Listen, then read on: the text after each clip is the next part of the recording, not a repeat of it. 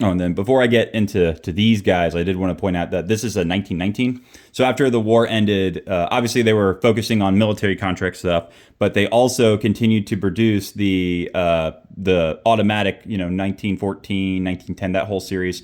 They made some economic changes. These are definitely a lot cruder made than the earlier 1914s, but they made a cheaper, more economical version of it, a lot more beefed up of the 1914 called the 1919 series, and they produced this in quantity for export. So this is a 1919, what, like I said before, is like the 8-shot officer grip model. So this is, essentially just a beefed up officer model 1914. This one is in 32 ACP. They also made them in 380, and they brought back the 25. So this was like the first time they'd really improved on their Mannlicher style 25 series since the 1908. So this is the magazine. This is the exact same magazine that you would use in a officer-sized 1914. So their early magazines, which you'll see going forward, were nickeled with circular mag catch holes and then circular witness holes. So that would go across all their pistols at the time. So yeah, there's the 1919. It is crude. Mine is a little iffy. It needs a new recoil spring, but otherwise they are, relatively reliable. Very bizarre looking handguns, and they're, like I said, they're really chunky. You feel the 1910, and then you feel this. It's like night and day difference. This thing is, more built to be to abused. All right, and then let's get on with their military handguns. So basically, like I said, 1920, they're trying to place the Campo Giro yet again. At this point, Astra is established. They have moved to Guernica, so the Esperanza Uniceta, now they're officially under the trade name Astra. And Astra went with the route of modernizing the Campo Giro. So if you've ever seen an Astra 400, the reason why it's so tubular and just flat out ugly is because they took that earlier Campo Giro design and they, kind of, I don't want to say cultified it, but they definitely kind of like gave it the Browning aesthetics for at least the grip portion. They were trying to make it, more comfortable to shoot, less unwieldy, just everything they possibly could to make it a military acceptable handgun. Well, Star chose to do the fun thing, and they combined their Mannlicher aesthetics with the lock breech action of the 1911. So what would be resulting from that is this model 1920. Here, let me get magazine. So this is the magazine. I have a round there of 9 Largo just for your reference. So this would set the stage for pretty much everything to follow. This is, kind of, you can see, like I said, the nickel style, whatever. 9 Largo, as it would now be called. Bergmans were, they were still around, but they hadn't been produced in any kind of considerable quantity for some time. So now, in order to distinguish this 9x23 cartridge from like 9 Luger or 9 Corto, 380 ACP, or 38 ACP, whatever, they distinguish it as 9 Largo. Well, what happens when you take, an 8-shot 1911 and build it around 9 Largo? The only obviously weird part about this that is, impossible to deny is the Mannlicher influence in the safety. So Star chose to take their Mannlicher style safety and put it onto a 1911. So as a result, you can see this has no hammer safety, it has no grip safety, and very important, and that would go later, is it's got the plunger built into the slide release. So you got this little peg. So you don't need the plunger assembly at all, and it made sense why they didn't go with it because, hey, you don't have a hammer safety, so there's no need to retain it back here, and then, you can just build it into the slide stop and put like a peg there to give it the tension. So one thing that's nice is going forward, all these Star 1911 variants, because they continue to use this built-in plunger assembly from here on out, you can't idiot scratch them. It just goes straight in because there's no weird having to push the plunger down and rotate it, and none of that. So it just goes straight in. So yeah, I would say that's arguably an improvement over the plunger design of the 1911. But they would do some other crude things to going forward, which I'll get into. But the safety. So it's not truly the same safety as the earlier Mannlichers. The earlier Mannlicher style handguns had a simple hammer block. This guy has a 2-piece firing pin. So this rotation, you can see, yeah, it's just a block that has a separate piece of the firing pin. It's one of the cases where it's wider on the inside, where it can't, it can't fall back in because it's got the spring tension of the true firing pin pushing back on it. So really neat design, if not a little questionable in terms of, durability. So you can dry fire it into the, the blank part. So I guess, if you're gonna, play with and dry fire an old handgun, this is actually kind of one of the neater options, because you could just throw the firing pin out of the way.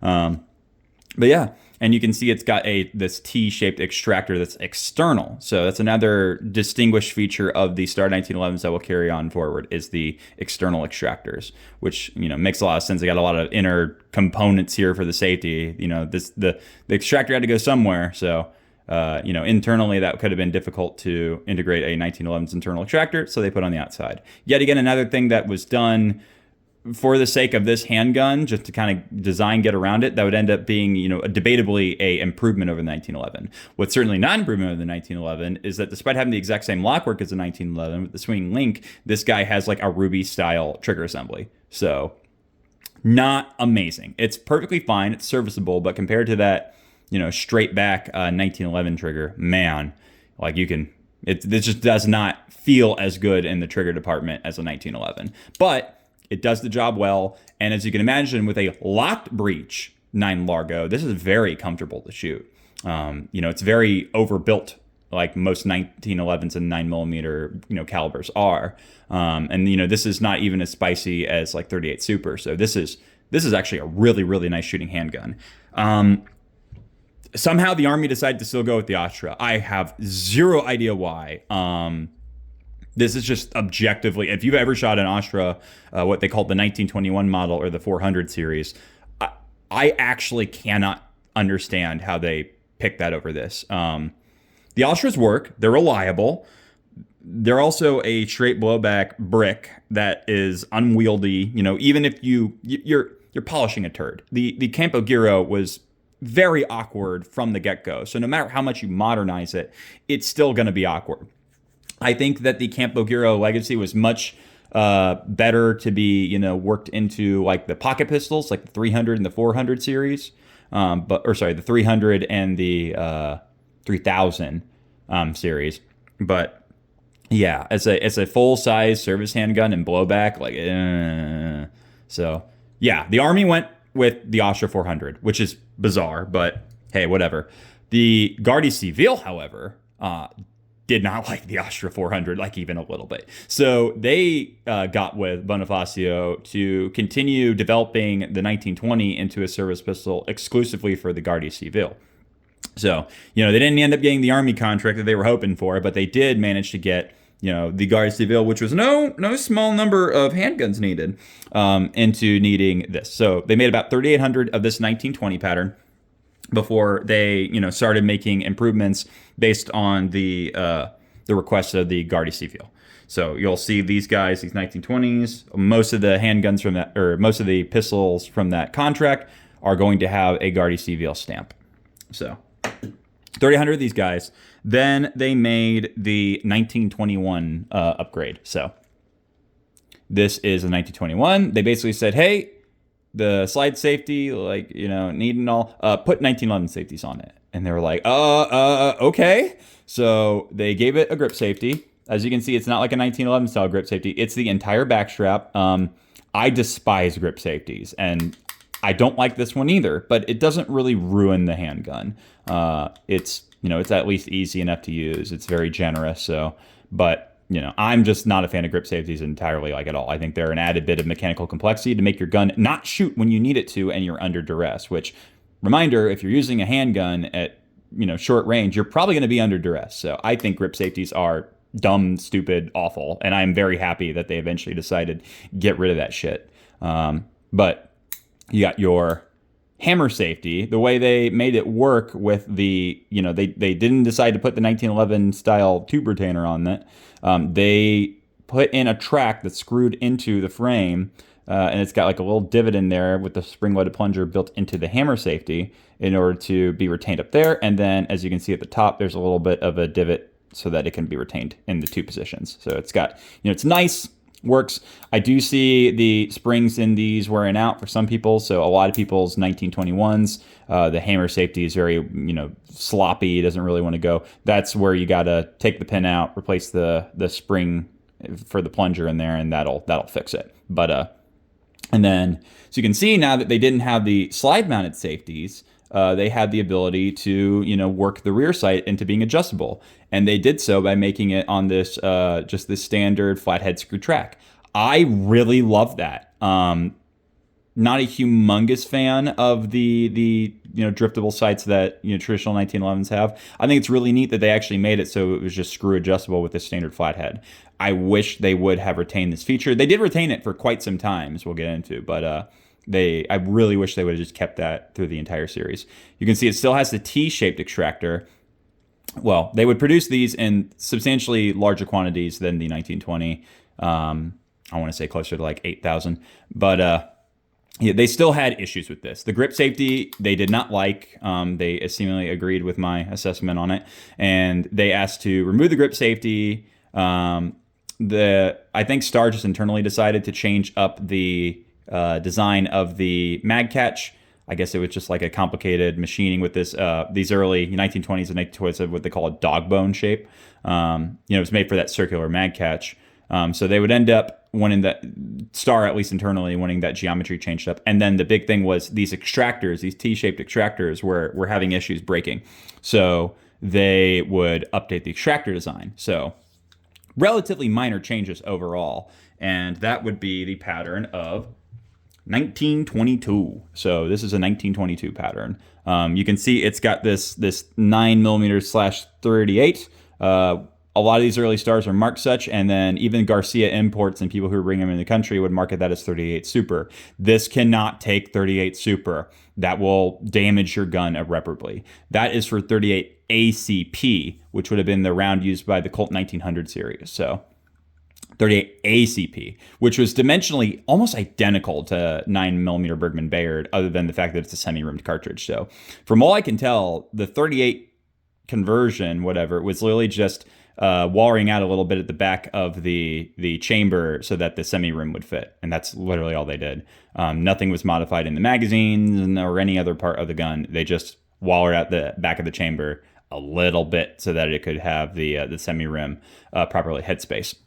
So yeah, very interesting. But that seemed to have been done much later in this pistol's life, long after its Guardi CVL use. But you can see you got a different design of magazine release. You got that, like I said, they changed from the dog bone to this, more, I guess economically easier to machine. You still got the screw adjustable rear sight. You can see that they updated the extractor design to this standard, just kind of almost like a long oval shape. And they would retain basically this exact same extractor design for like the entire future going forward. They would not change up this extractor very much. These were all hand fitted at the time, so don't expect to just take like a Star B or Super extractor and just throw it in one of these. You're definitely gonna have to hand file it, but you can probably still make it work. Whereas like with the T-shaped ones, you're kind of SOL. But yeah, so this is 1922. Some came with wood grips. Of the same wood grips that would have come with the 1921. Some came with these bone grips, so it's not consistent. And then earliest ones had a different font for the Star logo. The earliest 1922 patterns have like a much fancier star, but this is I guess you could call it a later, more this bog standard 1922 models. And with the 1922, they would be producing these, in considerable number. Well into the end of the 20s, into the early 30s. And this is where the letter designation system would come in. So the 1922 is also the original Model A. That distinguished their ones that were being produced for Guardi CVL and the ones of these that they were building for export. So the Model A original first generation is a 1922 with a instead of just a serial marking on the bottom, they would also have the A there. So you can tell if it's a commercial production gun or a Guardia Civil gun based on whether it's marked Model A. I say commercial. They almost certainly sold Model A to other militaries too. It's just their export pattern. But yeah, they would adopt this lettering system, and it would go across all of their pistol series. So as quickly as I can, the Star series, right? The lettering system would go. A was their standard flagship 9mm Largo handguns. They would end up doing weird stuff with having these retooled for 9 Luger. This would eventually lead into the Model B series. So the B series is any standard frame, this 9 Largo base frame in 9 Luger. And then they were originally in their catalogs, they even had a lot of advertisement for it, but never actually produced the Model C, which was meant to be this exact same deal, the 9 Largo base handgun, but in 9mm Browning long. I almost certainly feel like that didn't end up hitting production, number one, because by this point, by the mid-20s, I highly doubt 9 long was really all that popular anymore outside of Husqvarna and frickin' Sweden. But yeah, it was well and out of the picture, so never really needed to produce them in any considerable quantity. The CO series is not I'll get to mine, but the CO series is not the C. It is a separate thing that's based on the Mannlicher designs. It's a straight blowback Mannlicher based one. The D, which I will get into, is the miniaturized 380 versions of this pistol. So 380 1911s, they are all locked breech. None of Star's D series are simple blowback like a lot of the Yamas are. So they shoot considerably nicer than the other Spanish 380 1911 clones of its era. There are some Yamas that would have locked breech mechanism, but not a lot of them don't.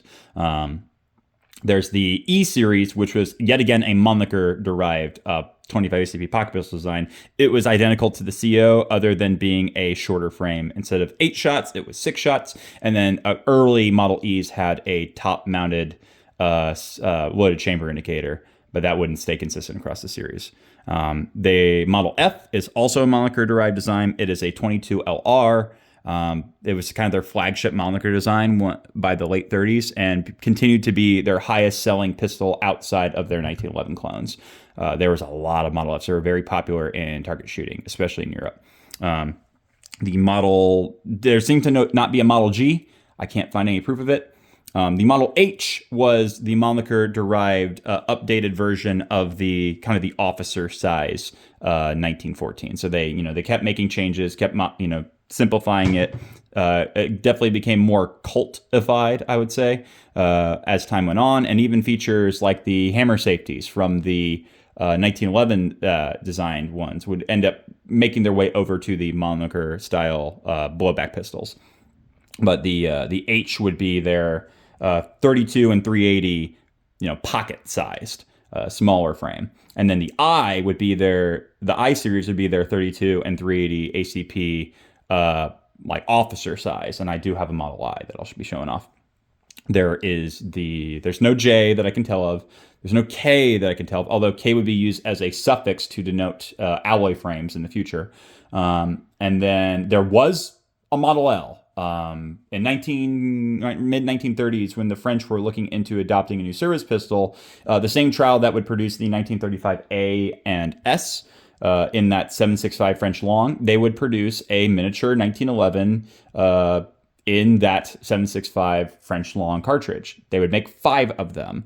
They didn't end up getting adopted. So from what all I can tell and all that Antares can tell, there were only 5 of them ever made. So that wouldn't continue, but that would be the basis for their later Model S series. So yeah, the L is that. M is a weird one. M, it was just their denote of any, they would call it full frames. This is like standard frame built around 9 Largo.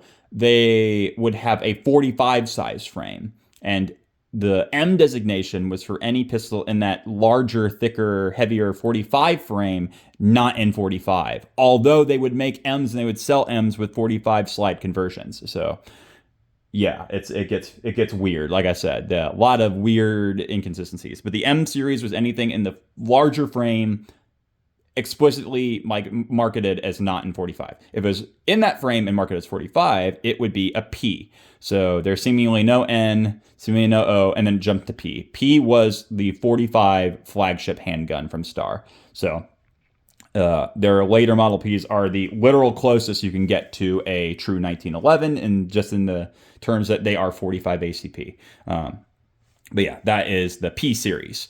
So you'd have a lot of variants of those. And then there's a whole lot of jumping. There's no Q, there's no R. There is the S series. That was that earlier Model L that they made for the French trials. They scaled it into a 380 ACP handgun for the Spanish Air Force in the 40s. It was very popular. So then they started producing it in 32 as well. That's the SI. And then, all the variants thereof of the S. So it was just to denote their 380 and 32 locked breech, important locked breech, including the 32s, are still locked breech. And their larger, like 8-shot or 9-shot in the case of the 32s, framed pistols. So the D was their short 6-shot, and then or 7-shot for 32, and then the S was their full frame 380, 8 or 9 shot, depending on 380 or 32 ACP. And then after that, there's no T seemingly. The U series was their very short-lived 30 Luger pistols for the Italians. This would be much later. This would be by like the 70s, because Italy had laws at the time that prevented them from shooting military cartridges. So that was their way around, hey, you can't get a Model B and 9 Luger. We'll just rechamber it for 30 Luger. And that was the model. This is the US, and then there's the UKS, which is just the BKS rechamber for 30 Luger. And then there is no V. I think that's it. I think the U is the last in the series. So that's as fast as I can get across it. Now I'm going to go into speed round, because now that I've explained all this, I can, get through the rest of them a lot faster. But this is, they made changes from the 1922 in that, as I said earlier, that golden era. So this would be produced all the way up until 1931. They would still produce this flagship handgun, this A series, but they would make changes to it in 1931, and this would go over to the other 1911 series in some quantity, but in different, time frames. But in 1931, this would get a curved backstrap like the 1911 A1, and that was just the 1931 pattern. They would also change up the magazine. Instead of this 9 Largo with the circular witness holes, it'd be exactly the same, nickel circular catch, but they would have long oval what do you call it, witness holes. So just 2 witness holes, and they're long ovals that go down. So that's the 1931 pattern magazine. They produced that for a few more years, and then in 1934, the only difference between that and the 1931 is they would ditch the track, the little screwed track in the frame. They'd change up the hammer. They'd largen the hammer. And the way they retain it from here on out is the hammer pin itself. You can see how this one's bare. The hammer pin itself would get a spring-loaded plunger built into it that would then act on the hammer safety, which I think is a genuine, really, really good idea. And what you end up getting at that point is what they call the Model 1934, or Reformado sometimes called. So it still has the screw adjustable slide. That's how you tell them apart. If they have the updated safety, they got the curved backstrap, and then they still have that screw adjustable slide. Like I said, this would happen with the Model Ms, with the Model Ps at different times. So just because they made that changes to their Model A series in 1934 doesn't mean that that was the exact same timeline that they updated on the Model Ps or the Model Ms or, the other 1911 series. But finally, right before the Spanish Civil War really kicked off in 1936, they would it was the exact same pattern, but they would remove the screw adjustable rear sight. They would just go with a traditional driftable sight. So this is not that. This is a later Model A, but you can see the switch over to the dovetailed sights. However, this 1936 model would be made in only little tiny quantities before the Spanish Civil War shut down the factory for the next 4 years. So despite the 36 model, being then, it's almost always referred to as the Modelo 1940. So that's because once they brought back up production in 1940, that was their flagship handgun. They started producing again. But there were that pattern that I just described built in 1936. And a lot of the ones built in early 1940 were actually made from the parts left over from 1936 before the factory closed down. And then that pattern would be very popular. They would eventually adopt it for the Spanish Air Force. That would turn into this gun. So this is the exact same as the Model 1940 outside of one key factor. It's got this toe. So this Model 1940s, where it did not have this raised toe for ergonomics here. They had just had it all the way flat down. And then in 1945, they would end up adding this toe. By this point, the Model B series, their 9 Luger conversions of the Model A, would be very popular. And you can see that same feature change happen in 1945 as well. That seemed to be consistent across all their pistols. From what I can tell, by like mid-1945, the Model Ps, the Model Ms, all of them had this toe added to the frame. So you can tell this pattern of pistol pre and post 1945 based on that toe. So if you have a Model B with that toe, that was built at least mid-1945. If it doesn't have the toe, then you know it's built before mid-1945. But yeah, you can see that this doesn't have a lanyard. They were very inconsistent with lanyards. I thought it was meant to be like a military thing, like, oh, military contract, get the lanyard, but there are also civilian sales stuff that has the lanyard too. It's just kind of one of those things where sometimes they had lanyards, sometimes they didn't. I've seen plenty of Model Bs that were literally this exact same pattern other than they have a lanyard. So, go figure. But this is one of the Spanish Air Force pistols. So they produce these in considerable quantity. This is the most common Model A you're going to see in the United States. They have the Ejército de Aire, so Air Force marking on it. They were, as you can see, imported by CAI, that's Century Arms. And this was the very first Star I ever picked up in 2020.